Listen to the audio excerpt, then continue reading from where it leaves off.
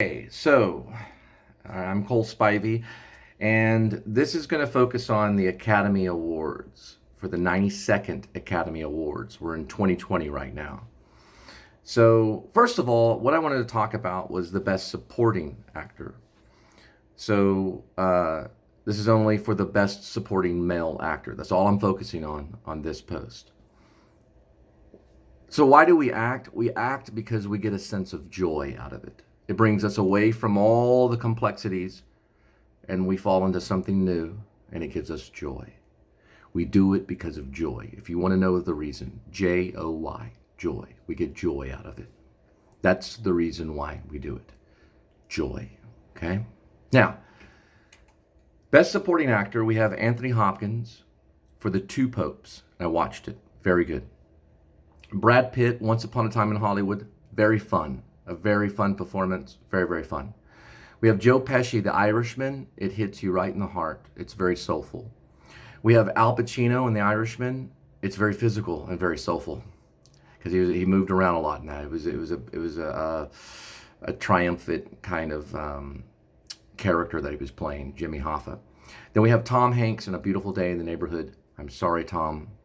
I only watched the trailer. But when I watched the trailer, I was very impressed because Mr. Rogers, that's a tough one.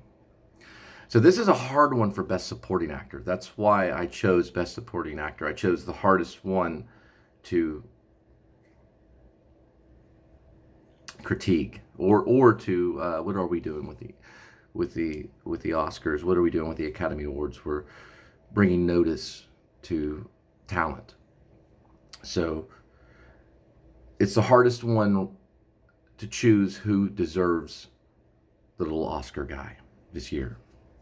So Anthony Hopkins, first of all, is a genius. And I watched him in The Two Popes, and I saw a character that he was bringing to life that understood joy in a way some kind of Protestant monk would have, not like a Catholic priest. So I saw the opposite of what I thought a Catholic priest or a Catholic, the Pope, he's a high priest, would be like. I didn't think the performance was going to be so jolly. So I was appreciative of the fact that Anthony Hopkins found this inner sense of joy, and it really brought a sense of joy when I watched it. I was this guy playing piano and drinking wine and talking about all this stuff and walking through the garden, and it was a magnificent performance, and it hit me hard. So when I saw it, I went, uh-oh. Now, let me go to Joe Pesci real quick, and I'm going to stay on Joe Pesci for a while. So this year has been kind of a performance of Zen, a sense of Zen quality of stillness. Everybody's talking about Joe Pesci's stillness, and I think they should, because that's one of the reasons I love the performance in The Irishman with Joe Pesci, and I'm going for Joe Pesci this year, even though I think Brad Pitt probably will get it. But the reason why I'm choosing Joe Pesci, for one thing, I didn't know Joe Pesci got one for Goodfellas. So when I saw the opening shot with Joe Pesci by the trunk of the car, I was blown away. First of all, the makeup is amazing, but the way that he handled everything that he did from that point on of the movie to the very end, to me, everything was completely and 100% truthful. And so I was affected deeply by his performance because of the truth that was kind of, shining off of everything that he did, every movement that he made. There wasn't anything wasted. So it was very still, it was very focused, it was very Zen-like.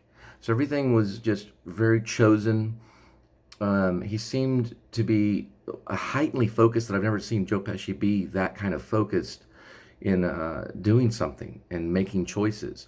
And it spoke a lot about Russell Bufalino and this dangerous mafioso character, but yet he played the opposite of what you think a mafioso or mafia person would be like. He wasn't a person that was out of control, but it was a person that was in serious control, and it was scary to watch. So that performance affected me the most out of all the other performances I saw for Best Supporting Actor. Also, another thing about Joe Pesci is the relationship that he had with De Niro was completely believable, and I think that had to do with the years and years of experience that Robert De Niro and Joe Pesci have had on camera together. So that came out as truthful to me, and I believed everything about it, and I was affected by it, especially the prison scenes and him dealing with old age and things like that. So I'm choosing Joe Pesci because the arc of the character is so brilliant, and also how it was told was out of place, so it went back and forth in time and all this kind of stuff. And I enjoyed watching how it flipped back and forth in time. And also, of course, when he was playing old age, he did it with such a sincerity and a carefulness that I enjoyed. So it hit me in a very personal way. Now let's talk about Brad Pitt. So Brad Pitt may win, and this is his fourth nomination, or he's been nominated. I'm sorry, he's been nominated 4 times. I think this is maybe his 5th, but he's already been nominated several times. And I think this would be a good time for Pitt to win. My acting teacher when I was younger knew Brad Pitt. He went to school with Brad Pitt. And Brad Pitt started off as a model. And here we go again with stillness and like a Zen kind of quality that was very similar to what Joe Pesci was doing. And that was odd. I wonder if Martin Scorsese and Quentin Tarantino were talking to each other or something. Probably not. But their performances were similar. But I think what Brad Pitt did that was different is that Brad Pitt really had fun with this character. And I think that it was fun to watch. And it was something different with Brad Pitt. I thought a lot of John Wayne in Brad Pitt's performance in Once Upon a Time in Hollywood because of the way he talked. But there was a frustration to his character because of the things that he had to do. But he did it anyway. So there were like 2 things going on. There was like this frustration to the character that he played in Once Upon a Time in Hollywood. Quentin Tarantino, of course, did a really good job directing Brad Pitt and Leo. Their relationship was different than the relationship that was going on with Robert De Niro and Joe Pesci, because of course they haven't had the on-time screen. They have not had the on-time screen time, as partners on screen as Robert De Niro and Joe Pesci have had. But here is the thing. Cliff Booth, so this mystical character that Brad Pitt was playing, and I think it did call for this kind of John Wayne kind of voice that he kind of had, at that time in the 60s. It kind of made sense. But it was definitely fun, and it was unpredictable, and it was enjoyable to watch, and it brought a lot of joy to watch him and Leo have this friendship in a fun time in Hollywood, and also a dangerous time. And I got that sense of danger underneath what Brad Pitt was doing for Cliff Booth, meaning there was a sense of danger in the air while he was playing that. It was a different type of danger that Joe Pesci was dealing with. It was a different type of control, but it was more of a servant that I think Brad Pitt was playing, because that's what his job was, to serve Rick Dalton and be a friend to him, and always, be honorable to him and be respectful to him and to kiss his butt, So that was going on. And a stuntman was a good choice for that type of character, because it could have just been just a PA guy or a servant, but Quentin Tarantino made him a stuntman, and it turned out to be very funny, and it was fun to watch. So that was the difference between those 2 performances. I think it's going to be neck to neck, Brad Pitt and Joe Pesci. I think it's going to be, who knows? It's going to be either Joe Pesci or it's going to be Brad Pitt. Who knows who? We don't know who's going to win, but we will find out tomorrow. I'm posting this at about 3:35 or so in the morning, or a little bit after that. I'll probably post about 3:45 a.m. in the morning, so we'll have time. I'll have time to go, hey, okay, who won? Was it Joe Pesci or Brad Pitt? I don't think Al Pacino will win. I thought Al Pacino's performance was very physical in The Irishman, and I thought this was cool. I heard that Al Pacino doesn't go to any of his premieres, or he doesn't like to watch himself. I think he's a very theatrical actor. I think sometimes he might. I don't know why he doesn't go to his premieres and watch things. I think he just kind of does what he does and just leaves it there and then moves on. And that's kind of what Jimmy Hoffa, his character was like that. He said what he wanted to say and then he just moved on. He was expressive and flamboyant and bigger than life. And I think Al Pacino was a good choice for it. Jack Nicholson played Jimmy Hoffa in a different way. When I went back and I read about Jimmy Hoffa, and I didn't think he was really that bad of a person. He kind of wanted to be great. He wanted this labor union to work out for him.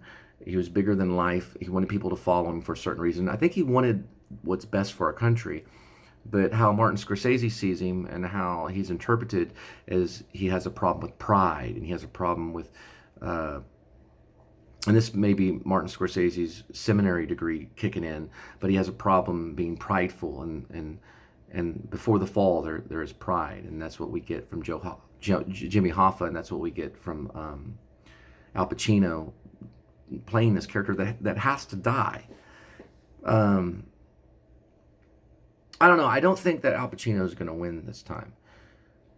And I think it's probably because he was competing with a masterful performance with Joe Pesci. And I want to go back with Joe Pesci here for a minute and say that I think I saw something the first time in an actor that I haven't seen before when I saw this supporting role with Joe Pesci. This was like kind of Brando kind of stuff that was coming out. Like, I've never seen an actor do this kind of stuff before. And it caught my attention when I was watching it, going, what is he doing? And I still can't figure it out why it's so mesmerizing. It was like looking at something dangerous.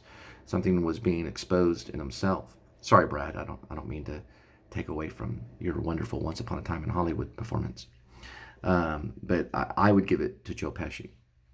Okay, then Tom Hanks. Sorry, Tom, I didn't see A Beautiful Day in the Neighborhood. It could go to Tom Hanks. I don't know. Tom Hanks won twice. I'm thinking it's probably going to go to Brad Pitt. So this one's going to say something about Brad Pitt versus Joe Pesci, and it's going to say something about Best Supporting Actor, and of course it'll mention 2020. I know we're in the 92nd Academy Awards right now, so it's going to mention the 92nd Academy Awards, and it's going to say something about Best Supporting Actor nods or Best Supporting Actor nominations. Thanks. I'm Cole Spivey.